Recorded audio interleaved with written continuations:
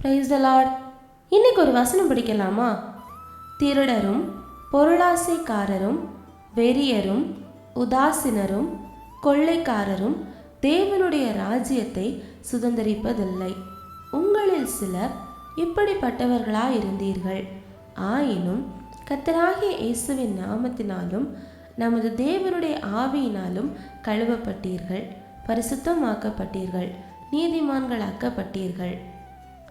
திருடரும் பொருளாசைக்காரரும் வெறியரும் உதாசீனரும் கொள்ளைக்காரரும் தேவனுடைய ராஜ்யத்தை சுதந்தரிப்பதில்லை. உங்களில் சிலர் இப்படிப்பட்டவர்களாயிருந்தீர்கள். ஆயினும் கர்த்தராகிய இயேசுவின் நாமத்தினாலும் நமது தேவனுடைய ஆவியினாலும் கழுவப்பட்டீர்கள், பரிசுத்தமாக்கப்பட்டீர்கள், நீதிமான்களாக்கப்பட்டீர்கள்.